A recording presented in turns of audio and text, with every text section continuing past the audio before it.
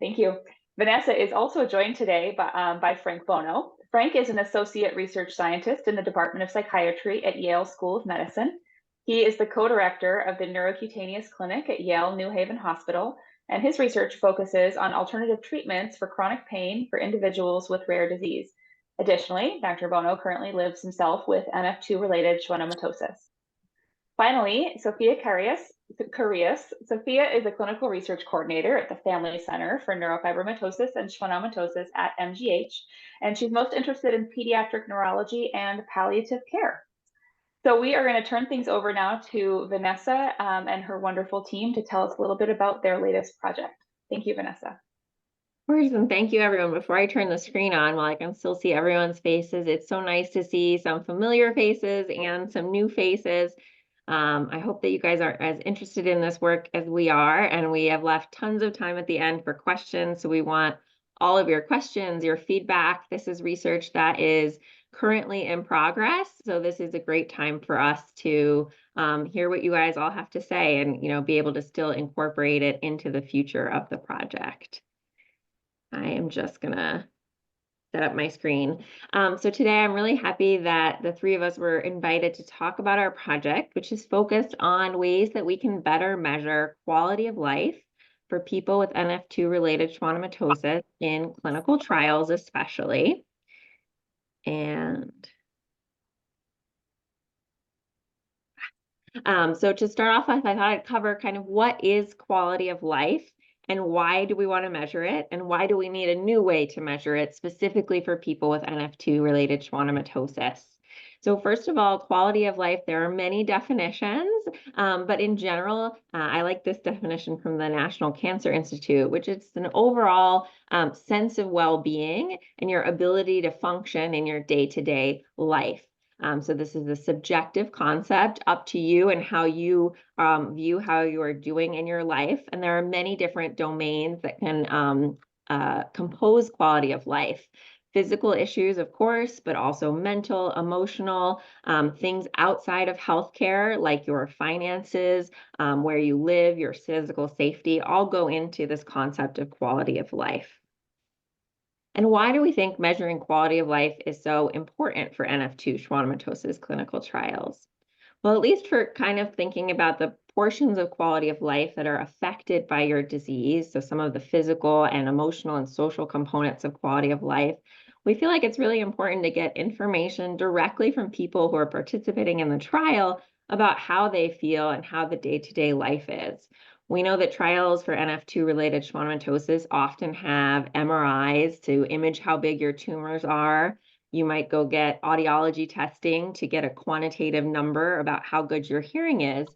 But those numbers don't always give us the full picture of how you're doing and how maybe different symptoms are happening, where maybe one tumor is shrunk, but another one is growing, or you have pain somewhere, but your hearing got better. And we don't always know how to weigh all of those pros and cons and get an overall picture of how you're doing. So we want to try to assess quality of life in order to get that better picture of how new treatments are affecting people with NF2, and not just one tumor or one symptom, but how is it affecting them overall? And in the long-term goal, we're hoping that by gathering this kind of evidence in clinical trials for new treatments, we can bring this evidence to the FDA, the Food and Drug Administration, when we're trying to get new drugs approved for NF2 to show them that these treatments are actually having a difference in people's lives and not just changing, numbers on an MRI scan. How do we measure quality of life? It's through something called a patient-reported outcome. You might hear that phrase or its abbreviation, PRO, PROS, which is really just a fancy term for a survey. I am sure many of you on this call have had to fill out these kinds of surveys when you go to doctor's office that ask you a standard list of questions. But by developing these patient-reported outcome measures, or measures as we'll call them, we can sort of standardize the way that we're asking questions about quality of life and get set scores that we can then measure in clinical trials. And you might say, why do we need a new quality of life measure? I'm pretty sure I filled out some sort of survey before at my doctor. What is the point of making a new one? And that's because a lot of the generic quality of life measures, so that's measures that we give to everyone, regardless of whether they have NF2 or not, They just don't have the same items that we need for people with NF2. Maybe they have generic things like pain and fatigue that are common across many diseases, but they often don't have stuff that matters to people with NF2-related schwannomatosis, like hearing loss or facial weakness. There are some other measures that people have developed to assess NF2-related schwannomatosis. You might have filled some of these out if you go to an NF clinic before. But we found in our previous work that they're not always optimal for clinical trials. Some of them are too short. A common one that's used in clinics today is only 8 questions, which is great for using it in the clinic, but means it maybe doesn't capture all of the different domains that we want to see in a clinical trial. There are also some other surveys that have been developed that are too long. There are more than 100 questions, and we don't want the people who are in clinical trials who are already giving up a lot of their time to be in a study to have to fill out hundreds of questions every single visit. We're not trying to torture you. So we're trying to get that sweet spot in between being long enough to have all of the kind of important content, but not so long that you are going to be exhausted filling this out, every few weeks. And then the last thing is there are some issues with scoring that we need to think about. So in addition to having content that matters to you, we have to make sure the properties, kind of the statistical properties, the measurement properties of this are good in a clinical trial, that we can show that people are changing over time. Hopefully getting better, but if they're getting worse, being able to track with that change versus being something that's so rough, your score is kind of always the same and we can't tell if you're doing any better or any worse. So that was the goal for this new project, which is funded by the Children's Tumor Foundation. And I'm so happy for their support of this, where our team is trying to develop a new multidimensional measure of quality of life that can be used for both adolescents and adults with NF2-related schwannomatosis, hopefully especially in clinical trials, but in other contexts as well. And so I'm going to give you a big picture overview of our research process, and then myself, Sophia, and Frank will kind of go through the different steps of kind of what we've already done to date and what we're going to do in the future. So the very first step of this research has been gathering input from the experts, which means everybody on this call, people living with NF2 schwannomatosis, as well as some clinicians. And we're doing this in order to understand what are the items, what are the questions we have to be asking about in this measure. So to do that, we've interviewed people with NF2-related schwannomatosis who are enrolled in a clinical trial to ask them about their symptoms. We've also interviewed some clinicians who are experts in NF2 schwannomatosis to get their perspective when they're running clinical trials. What are they looking for and what do they see? And then we did a survey to get input from a wider group of people living with NF2 schwannomatosis from across the US about kind of what their perspective is. And this is all research we've done to date that we'll go through in this call. In the future, next steps of the project, we're going to take all this input that we've got from people living with NF2-related schwannomatosis and their clinicians, and we're going to put it together into this new measure and draft the actual questions, lay it out on the page. And then we'll do what's called debriefing with people who have NF2 schwannomatosis. We'll show them that measure and we'll ask, do these questions make sense? Do these answer choices look good? Does this do what we're hoping it does? Is it easy to understand and fill out? And then once we have this new measure in hand, we'll be able to do the last stage of the project, which is to really validate the measure. This is to make sure it works the way we think it's going to work. So we'll administer it in a large survey. We're planning for this to be international, any English-speaking countries we're hoping this could be used in. So our plan is to give it to people from all over the world and see what their scores look like to make sure if there's any last tweaks we need to make. And then really want to put this back into clinical trials. So put this back where it can be used and see how it functions in the real world. So with that overview, I'm going to take the first part of our completed research and then I'll pass it off to Sophia to finish it off. So this is our recently completed work and how we are gathering input from people with NF1, NF2. So we did what's called qualitative interviews with people who are in the Intuit NF2 clinical trial. Qualitative interviews just means open-ended questions, exactly like this. We met with people on Zoom and we asked them questions about how they were doing. We did this over Zoom with 16 different people who were in the Intuit NF2 clinical trial, and they were between the ages of 15 and 54. So they were all receiving experimental treatment for one of their NF2 related tumors as part of this trial. And we systematically in this interview went through and asked them, what are all the different symptoms you were struggling with before you started the trial? And how is that impacting your day-to-day life? And then we get transcripts back of those. So we write down every single word people say. And then as researchers, we went through and categorized, you can see the little highlights here, every single symptom that people said in their quality of life. And I'll show you some examples of what people talked about. So I've organized this to show both like what's the main NF2 symptom that people were describing and what are the various ways people talked about it impacting their quality of life. So for example, this is patient 11, and they said the tinnitus is probably one of the largest inescapable daily symptoms that I can't work around, I can't solve. Things that are really, really quiet are completely masked by the tinnitus. Things that are of moderate volume, things that I can physiologically hear, I can't understand because of that interference and that garbled nature of the tinnitus. So this is not the only way that tinnitus might affect people's life, but I want to show some examples of ways that it could affect them. We also heard about muscle weakness or muscle atrophy and how this could lead to fatigue. Person number 9 said, I have an atrophied quad, so that is because of my NF, and stuff related to that, weakness, fatigue, I fatigue easier, I get more easily kind of tired, bother me. And so this was another symptom. We also heard about vocal cord weakness. So people who have problems with their vocal cords or vocal folds. This person said that they have had vocal cord paralysis, and even though they had an implant to try and fix that, they have to be careful swallowing. You know, I have to pay more attention to my swallowing than the average person because I have choking incidents. And then the last one I wanted to give an example was of hand weakness. So like fine motor skills. Person number 20 said, you know, I have trouble when I try to tie my shoe, something so easy because my left hand is not working the same way my right hand is. So I have to depend on my kids to help me tie my shoes, zip up my sweater, things like that. And it's so many things that start to overshadow, and my mentality starts going down, down, down, down.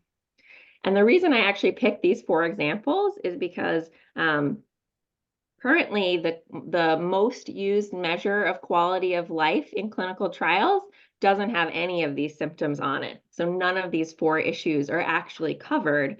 And so it kind of points to why we wanted to capture a richer array of experiences, because folks were telling us a lot of different stuff was important to their quality of life.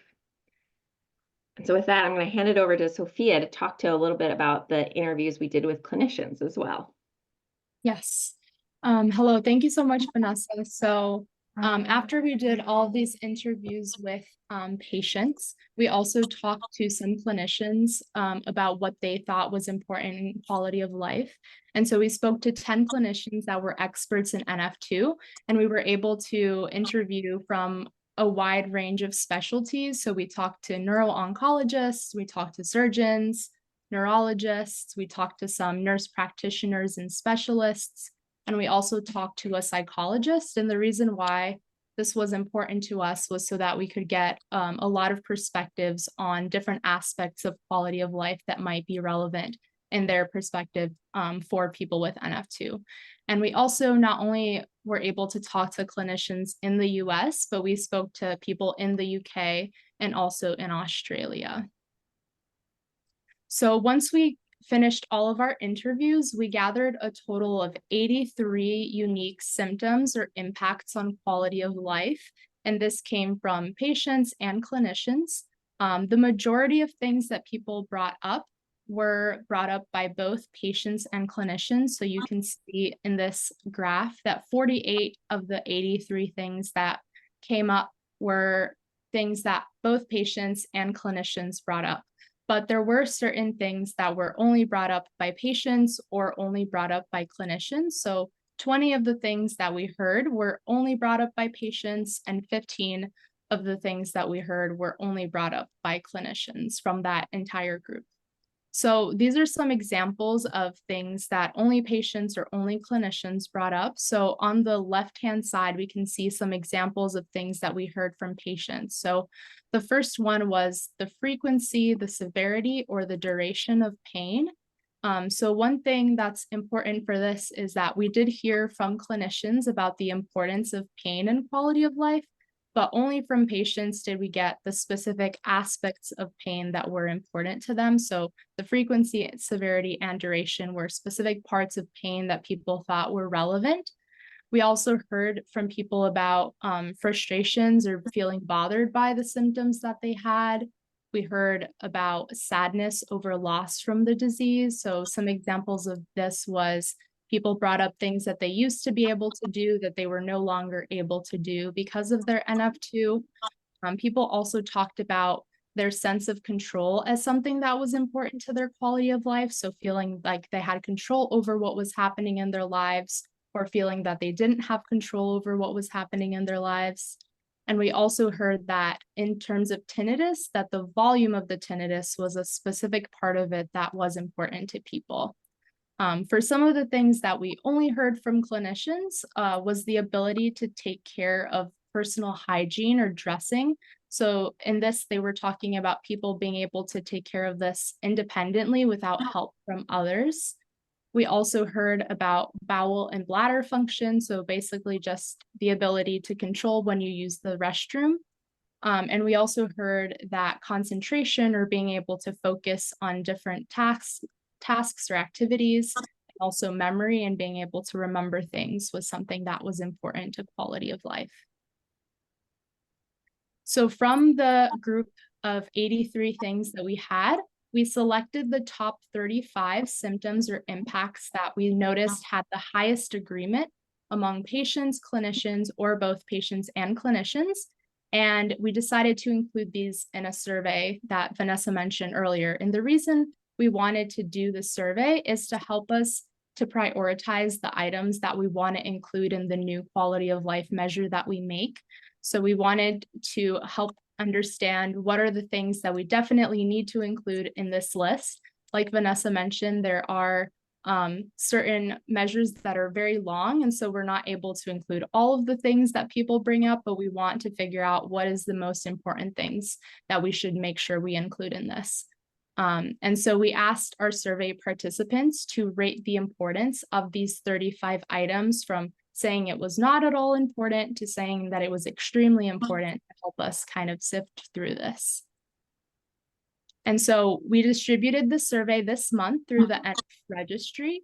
And the things that people needed in order to participate was we asked that people have a diagnosis of NF2 related schwannomatosis. We also needed people to live in the US for this survey in particular, and needed to be at least 12 years old. And we just wanted to say a thank you again to all of our participants for helping us to learn more about this through this survey.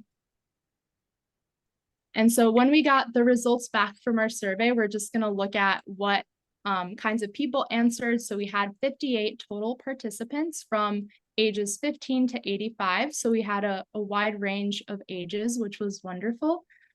We had 67.2% of our participants who were female and 32.8% who were male. In terms of the severity of NF2, we can see here that 17.2% of people that responded said that their NF2 was mild, meaning that their symptoms didn't influence their daily life. The majority of people, though, we can see this in the in-between green color, 62.1% of people said that their symptoms did influence their daily life, but they weren't severe. And then 20.7% of people who filled out our survey said that they did have symptoms that significantly impacted their daily life. And 15.5% of people have familial NF2, which means that either one or both of their parents also had NF2. And 29.3% of our participants have previously been in a clinical trial to test some treatment for NF2. So these are the results of our survey. These are the top 10 things that came up, meaning that they came out as the most important in this order. So the way that we calculated this list was that we took the average response out of all the responses that people had. We found the average response and we kind of just put them in order of the ones that came out as most important all the way down. So like I mentioned, we had 35 and these were our top 10, and I'll just go through them so everyone has a sense of what was in the survey as well and what order things came up in. So the first one was hearing, which is probably not surprising to most of you. This came out as the most important. And then we had balance, quality of relationships, we had vision, and then mobility. Our sixth one was general psychological well-being, which was an umbrella group that is kind of tying in all emotional and mental well-being into one kind of bracket.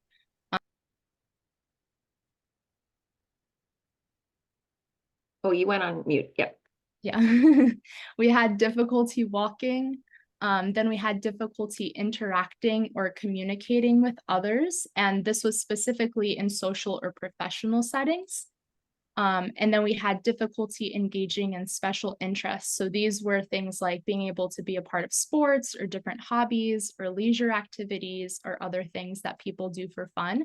And our 10th one was difficulty interacting or communicating within close relationships. So slightly different than our number 8. This one was specifically in close relationships that people have. And then these are our next 10. So I'm just going to read through these just so we get a sense of what they are. We have voice, uncertainty about the future, having to adjust your actions to accommodate NF2 symptoms. So some examples of this are switching to texting instead of being able to call people, or having to switch seats in order to hear people better. Functioning of fingers or hands, so being able to use your fingers or hands to do different things.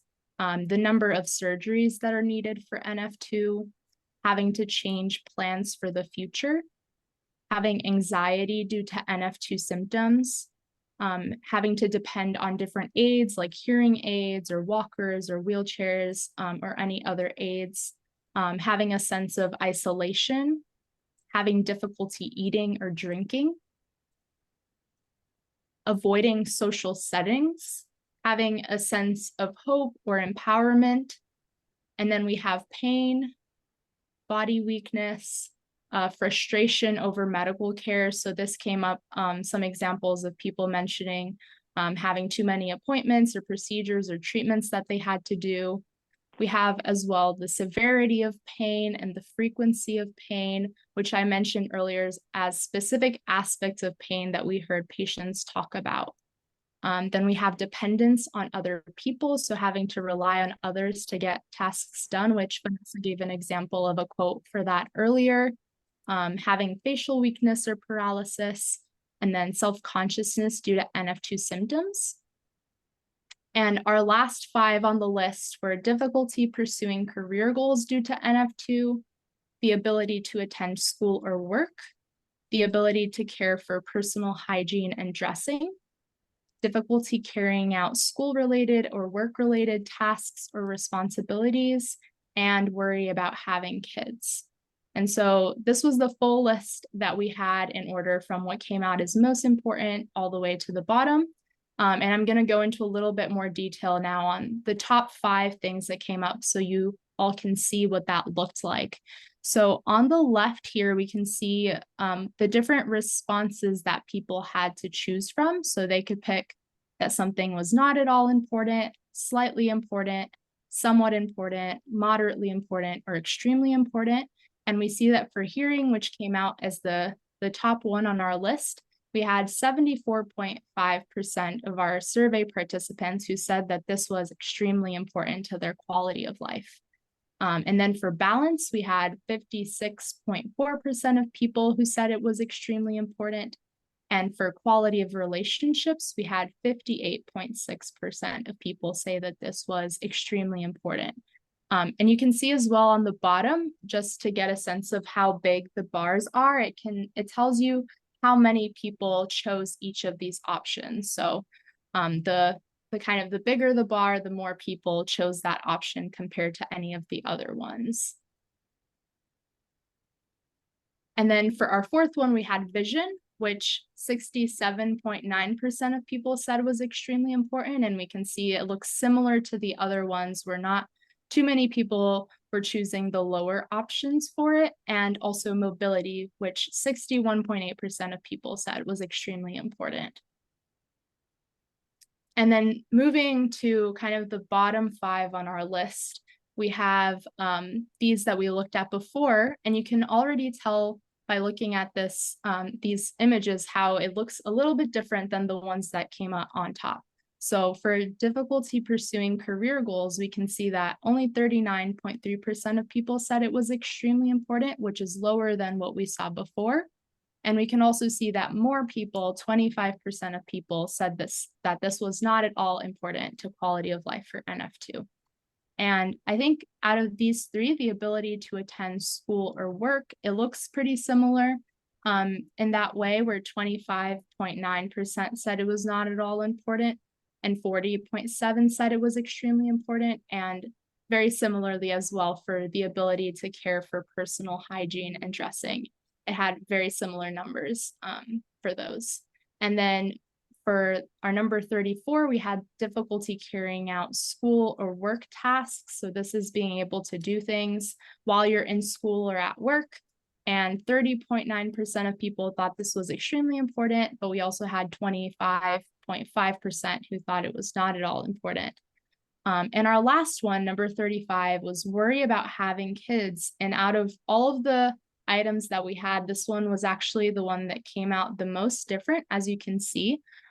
The most common answer that people picked for that one was not at all important. So more than half of people said that that was not at all important to their quality of life for NF2, and only 25% of people thought it was extremely important. So even though our other ones have like lower numbers, we can see that most people still chose extremely important for the other ones, but for worry about having kids, we had most people say that this was not at all important.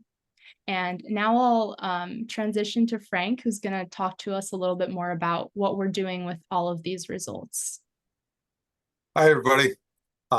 So thank you, Sophia, for that intro. So why don't I just give you this little disclaimer before we go to this next slide, is that there's going to be a lot of information here that is higher ended in the sense of talking about different types of statistical properties. And so I want to just be mindful that I try to keep it as basic as possible. But if you have any questions, please put them in the chat and I'll do my best to answer them from that point. So moving over to this is the fun part for me, because being the statistician and being what I like to do is develop assessments. This is going to be the fun part. So we are going to be developing the new measure. That is the first and foremost part. Actually, can you go back just one slide? Yeah. Thank you. And then we will, from there, debrief measures with the NF2 related schwannomatosis people, and then go to administer and do the actual validity for the evaluation of the assessment. And then with the hope to add this measure back into a clinical trial. So shifting to the next slide, please. So this is the fun part, well, at least for me. So based on the interviews that Sophia just talked about, we are going to develop this new QOL measure, and we're going to go into it in a lot of detail. So we're going to look at the questions and see, okay, so we had 35 questions that we talked about. Well, how many are going to make the cut? Which questions do we want to include? Then we have to think about the instructions that we give. We want to make sure the instructions are able for people to understand, able for them to comprehend and not give away what our central message is. When we talk about anchors, we have to talk about what the scaling is going to be. It's going to be 1 through 5, through 4. Is it going to be sometimes, rarely, never, whatever, those responses. We have to make sure those responses are appropriate, are adequate.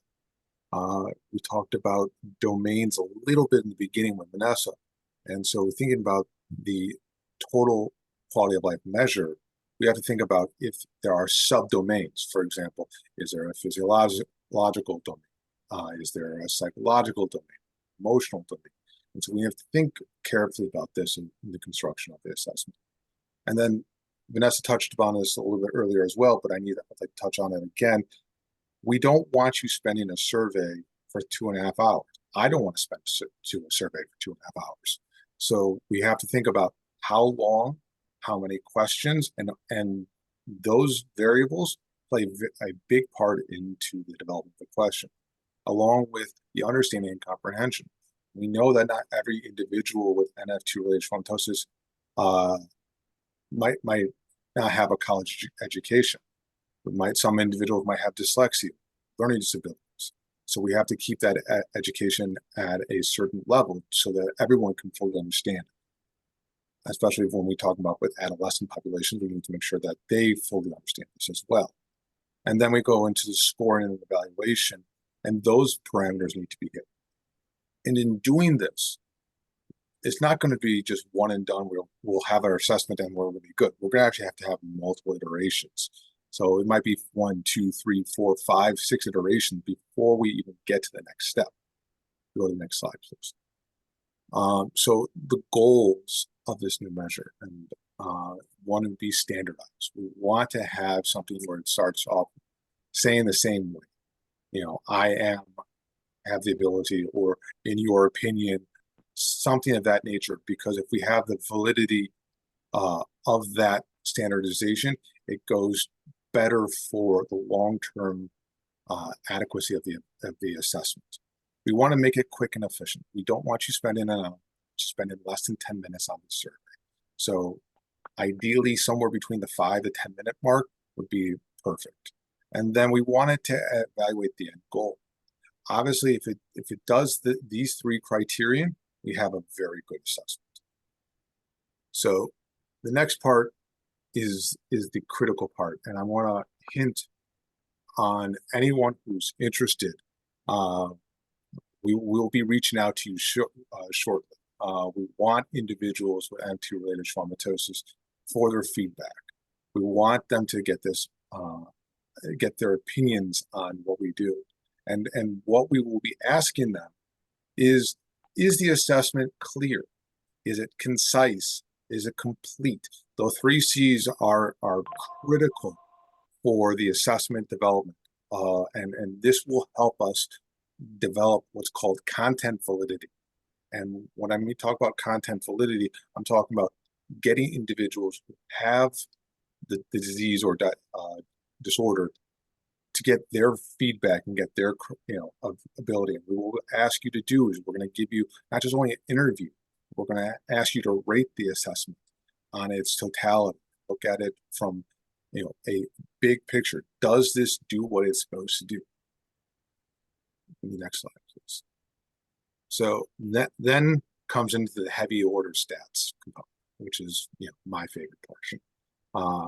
So what we're looking for is the validation, and how we do with the validation in order to effectively use this for researchers and clinicians. So there are 3 types of validity that we're looking for. One is construct validity, one is convergent validity, and one is discriminant. Now, I don't expect you to know this, but I put you little clues. You can hit all 3 buttons if you want. Keep on going. There you go. Awesome. So construct validity is looking at how well this test measures upon itself. So if I do this test 500 times and look at that, it's doing what it's supposed to be doing. It is measuring quality of life, and it's not measuring eating disorders, right? Convergent validity is look how closely this test with other quality of life measures. For example, there are several other quality of life measures that are out there, some that have been used for NF. We want to compare that to our assessment and see how our assessment does to those. And then discriminant validity is to how well this assessment looks at other assessments that are in a different construct. By different construct, I'm talking depression, anxiety, suicide ideation, things like that. And so that is what we're trying to evaluate, discriminant validity. So obviously the goal, as Vanessa talked about in the early beginning, was talking about the validation of this assessment. And I think the quality of life, and we want to use this as an outcome measure. And if you could hit the button one more time for me, please. So when I talk about outcome measure, I'm talking about using this throughout the time trial. So we want to see at the beginning of the trial, what is your quality of life? And then at 3 months in, 6 months in, whatever time intervals we are going to be using, we want to see if your quality of life changes. And that does 3 things for us in evaluating that measure. 1, we get test-retest reliability, so we can see if that assessment is doing what its job is. And in doing what its job is from a reliability standpoint, it has become, we have validity and reliability, that assessment is going to be utilized more in clinical trials than not. And then if we have change, we want to understand that change and seeing what the impact of these drug trials are going to be doing, these clinical trials are going to be doing. Are there positive or negative effects to your quality of life? Has a tumor reduced? Has it grown? What happened to your quality of life? We can find this out by using these measures. And then we have the implications of the clinical trial. And so what we want to fully understand is it not just benefited you, but will it benefit the community at large? And with that, I'm going to turn it back to Vanessa. Let her go from there. Yeah, we're almost at the part of the questions. But before I turn it out open to ask for everybody's question, I want to just give some acknowledgements. In addition to Frank and Sophia, who have been critical parts of our team, we have a few other folks from Mass General Hospital who've helped with these interviews. Liesl, Hillary, and Sneha, I think a few of them might be on this call. I also wanted to thank the Intuit NF2 trial PIs who facilitated us doing interviews with people who are on the trial and with trying to test this out when we finally have the new measure ready. And of course, to thank the Children's Tumor Foundation who funded this research, both our initial interviews in the trial and this project developing the new measure, as well as for running the NF registry. I'm sure you've all heard this plug before from Kate and others, but it's been such a helpful resource to us as researchers to be able to reach you guys who are interested in research and get you to participate. And so with that, I want to thank everyone on this call who has participated. I know there's some folks who have been in part of our interviews or in our survey to date. We hope we can recruit more of you for the future interviews and survey. Please look out for that coming over the next year. And with that, I want to say thank you so much. And we would love to hear your questions, your comments, your feedback. We have 20 minutes left. So any ideas you have about this project, we are excited to hear what you guys have to say. Thank you so much, you guys. This was really fascinating. I'm gonna just jump in quick to say we had a couple of questions in the chat. So I'll put those to you and to your team here, and then I'll back off and let people unmute if they have additional questions. So the first one I think is maybe a quick answer, which is, will you only be talking to people that live within the United States?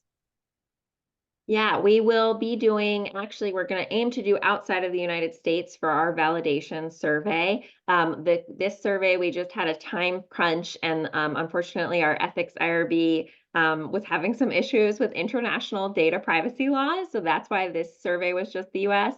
But for the validation survey, 100%, we are committed to making this available also in other countries, because hopefully it will be used in other trials as well. So the UK, Canada, Australia, and other, probably most of Europe as well. Wonderful. Yeah, that's great to hear. So second question from the chat is, how do you assess whether these new measures actually improve outcomes? Outcomes, I guess. And Christopher, if you want to unmute or clarify that question at all, please feel free to do so.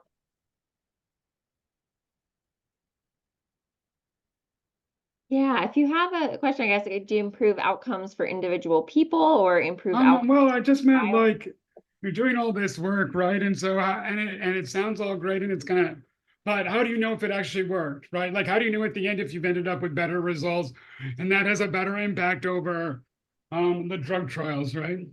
Yeah, so that's actually going to be part of the survey. When Frank was talking about construct validity, we actually give people both. So we'll give some of the current measures that are used and as well as our new measure. And that way we can statistically compare them and see their properties. So we'll get some numeric evidence, kind of statistical evidence, which one works better. And then the same thing with the trial. I would imagine that we are not going to immediately replace the current measure. We would, for at least some amount of time, give both. And then that would be the actual ultimate proof, seeing it in a trial, comparing it to what exists to say, is this more correlated with the other changes we're seeing with people's tumor size shrinking or their hearing scores or some of their other scores in the trial? Is this tracking with that, which would suggest it's doing a better job? Do we see more changes in this measure compared to the other one? And then I guess the ultimate kind of test of utility is to bring this to the FDA. They have very strict standards of the evidence that they will accept to know that medications are working. And so that's partially why we're spending so much time on interviews and surveys and interviews again, because it's part of their guidance for really rigorously developing it. So I think that would be even the end outcome, is that if we can get a drug approved with this kind of evidence, that opens the way for then other drug trials and pharmaceutical companies to, I think, be interested. Frank, I don't know if there's anything you want to add. I was just going to hop on for 5 seconds and just say the point of what we're trying to do is look at the sensitivity of this new measure. And we really want to see if it is doing a better job at providing understanding of quality of life than the current measures that are already out there. And I think the sensitivity is that, I think, is what's going to your question, Christopher, is the key variable. And that won't be decided until we actually do the validation. But the steps prior to are absolutely critical to get us at that to get that sensitivity up. The higher the sensitivity, the better the validation. So, awesome. Thank you both. I want to let Adam ask his question. You've had your hand up. Go ahead, Adam.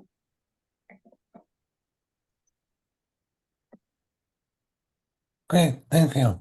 So, it seems so the goal of this is to make quality of life another outcome in these clinical trials, the same way that tumor size would be outcome. And so my question is, I'm sure this is not the first time this has ever been done, and I'm just curious what other types of conditions or clinical trials put a lot of weight on quality of life as an outcome. Yeah, I would say that, for example, NF type 1 has a lot of quality of life assessments. They have, I think, a similar picture in that they also, a lot of the primary measures for their trials, for example, for plexiform neurofibroma, if we think about the SPRINT trial and the approval of selumetinib for people with NF1, the primary outcomes were numeric outcomes. So it was size of the tumor and did the tumor shrink.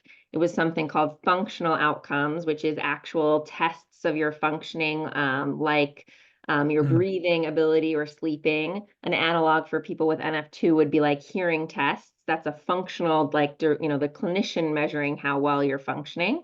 And it also had quality of life measures. They had both specific symptom scales, so pain scales specifically for pain, as well as a quality of life measure.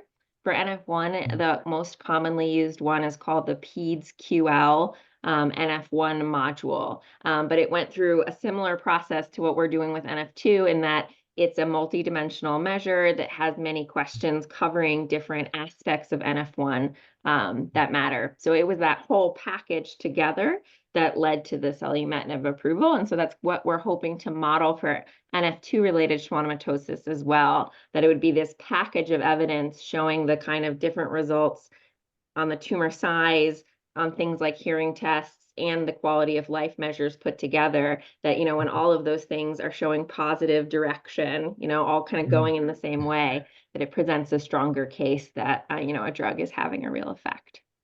Makes sense. Thank you. Thank you, Adam. Do we have other questions? Feel free to unmute and ask or put it in the chat. Oh, go ahead, Sally. This is Sally. I was wondering, I did not take the most recent survey, but you had one slide that showed mild, moderate, and severe cases. Is there like a scale that's put into the question that says how you rate? Like, how do you, or do you just decide, I think I'm mild, moderate, or severe? Yeah, we had just people report it. So we asked in the survey just for you to rate. We had little definitions. So do you think that you're mild? And I think there was, I don't know about Sophia, if you remember offhand, but it was just based on what the patient themselves said to describe themselves.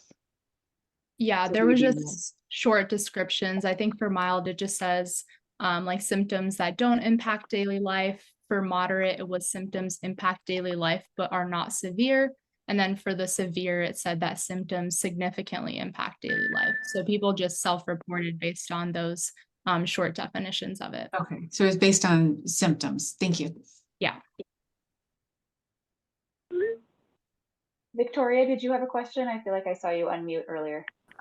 You did. Hi. My question is the goal to try to have all the drug trials or the gene therapy trials use this one questionnaire so you can compare success between different therapy modalities?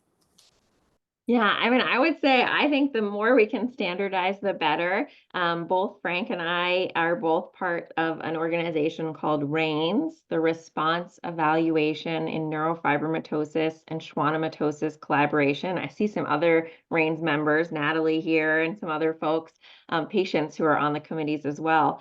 And our goal of this collaboration, which has been in existence for like more than 10 years now, I think, is to try and standardize clinical trial outcome measures across trials, exactly for that reason, where can we come together as a community, decide on what the best measure for each type of measure is. So what's the best hearing measure? What's the best breathing measure? What's the best quality of life measure for each condition? And then hopefully, by having everyone weigh in and coming to that consensus, that it will be favored by the rest of the community. You can't, force other researchers to do that, but RAINS has been very successful, I think, because we have such a wide input from researchers and clinicians and patients from many countries, that once people have all kind of weighed in, the community has been largely adopting those measures in trials moving forward. So ideally, that would be the hope, is that other people would use, not Intuit is kind of what we currently work on. So it'd be the first step. And if it kind of shows its worth in Intuit and seems like it's working, that then we could spread it to other trials and then be able to have some more comparable data across these trials. Okay, thank you. Bill, I see that your hand is up.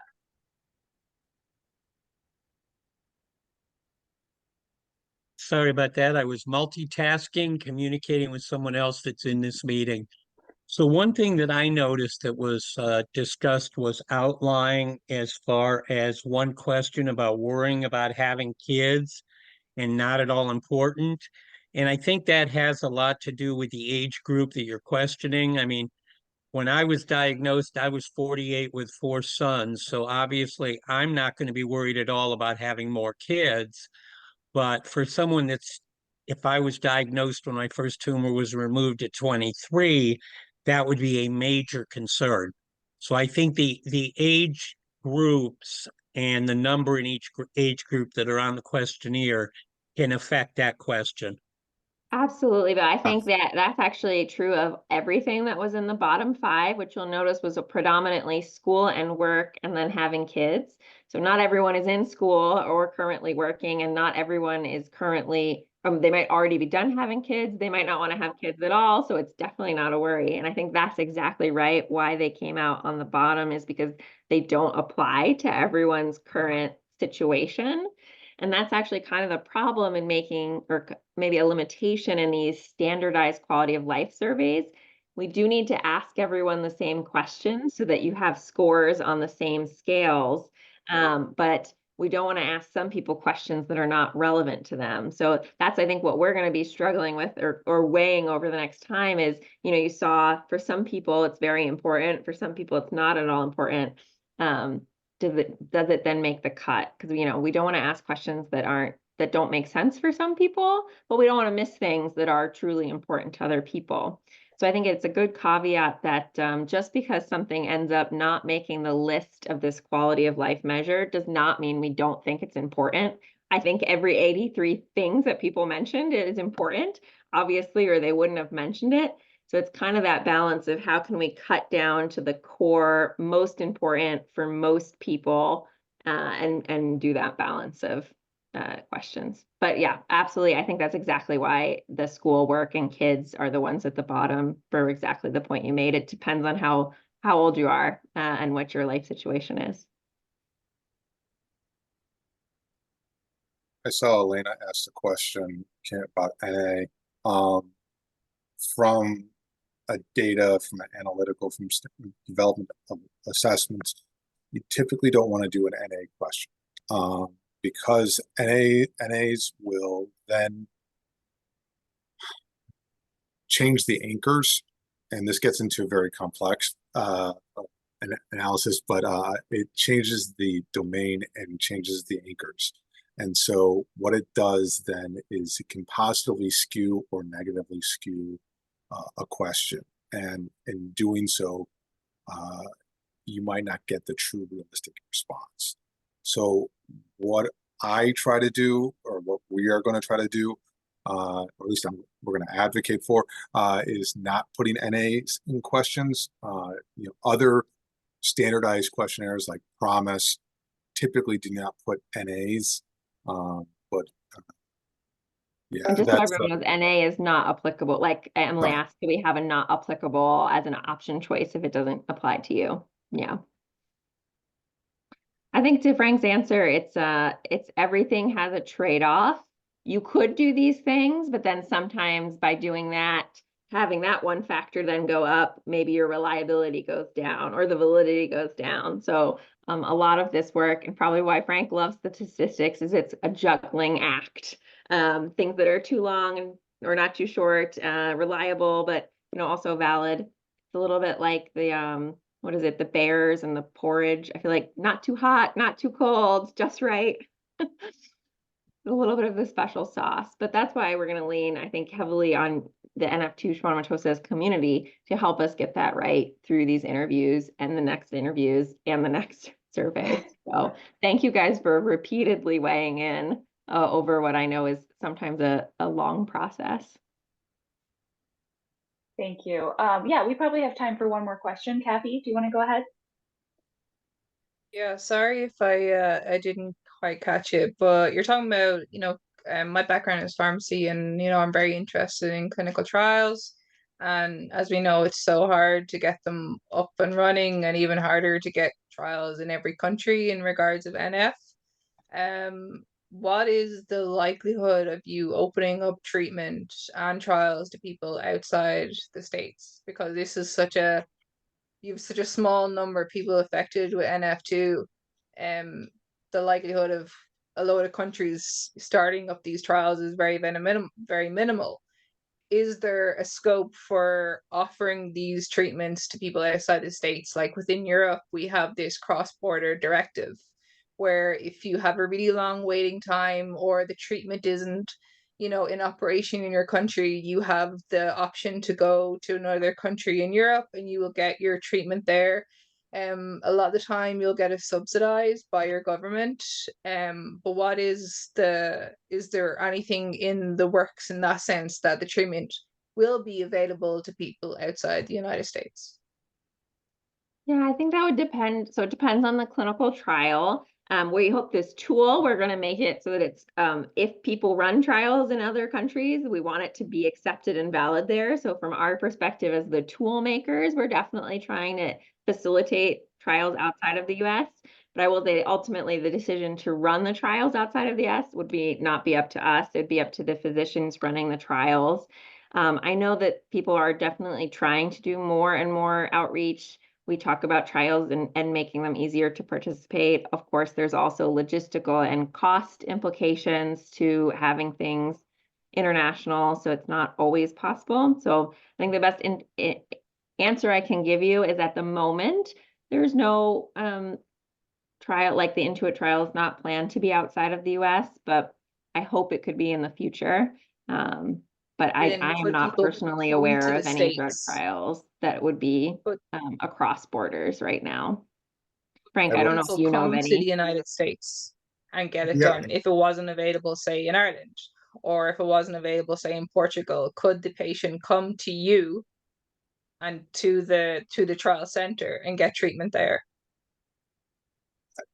I do think many trials allow that. It personally, yeah, depends a little bit on what's being covered by insurance, and what your home scheme says. But there's, I think, many. Help with that, Vanessa? Sorry. Yeah, Leah, go for it. The investigators go on the call. So I'm Dr. Leah Ying for one of the investigators on the Intuit NF2 trial. So, unfortunately, in the US, we're a little bit complicated because like without our insurance structure, but we do accept patients from out of the States as long as they can come and see us and do some of the trial procedures, either partially locally and then some with us. I mean, I actually do have a patient from Canada, for instance, who's able to come down to Southern California to do the trial with me. But it's logistically is difficult, yeah, because as it is right now, we don't have a structure in the US to support patients to come to us to do these trials. So a lot of time it is about us and the patient figure out how to do this logistically so that it's affordable. But, just with the structure it is in the US, everything we have to pay for everything also to get procedures done within the trial. I don't know if that helps a little bit. Thank you so much, Leah. I didn't realize you were here today. I'm so glad. I appreciate you speaking up. Yeah, thank you so much, Leah. Yeah, we are, so we're almost at time, so I am going to wrap this up. Before I do a little bit of housekeeping, I'm going to ask my coworker, Emily Graves. She's going to share just a little bit because we have several of you have joined us today from Europe. I'm going to give Emily a chance to share about an opportunity that's happening over there. Yeah, thanks, Kate. I'll be real quick. I'm on the planning team for what we're calling Patient Day, Patient Engagement Day. This is the second time we've been holding this in conjunction with our European conferences. We're really excited. I put a link in the chat to our event so you can read more about it, but low cost to participate. It's going to be one day held in Brussels, Belgium, in conjunction with the NF conference. So it's great to meet other researchers that are working on really great, exciting projects like these. And it'll be kind of morning content, education, some updates, just like what we've been learning here. And then in the afternoon, we'll have some great opportunities for collaboration, patient-led discussions, and kind of roundtabling, brainstorming. So thanks for that plug. And if you want to learn more, there's a link to our site page. Emily, would it be okay if they emailed you? Could you put your email in the chat? Yeah. So if you're a patient joining us from Europe today and you want to learn more about this, also feel free to reach out to Emily. Thank you. Okay, so as I wrap things up today, I just want to say a quick reminder. So the NF2 related SWN Accelerator meetups are held at least quarterly. We do add on occasionally, and you can see all of that in the special calendar, the Google Calendar we've created. So be sure to subscribe to that calendar so that you'll get those updates. If you indicated interest in becoming what we call an NF2-SWN Accelerator when you were signing up for today, or if you are now interested in learning more about what that is, please let us know. If you indicated it with your registration, then you'll automatically hear from us. You'll hear from our staff. And if you're not receiving our emails about these meetups and our monthly email that's specific to the NF2 community, do please let us know. You can email us at nf2@ctf.org, and we've put all of that information in the chat. I want to thank Vanessa and Frank and Sophia so much for being here today and for sharing their really interesting work that they're doing. And I just really appreciate this entire community and everybody who shows up here and is so engaged and asking wonderful questions. So big thank you to everyone. Have a wonderful rest of your day. Thank you. Thank you so much, everybody.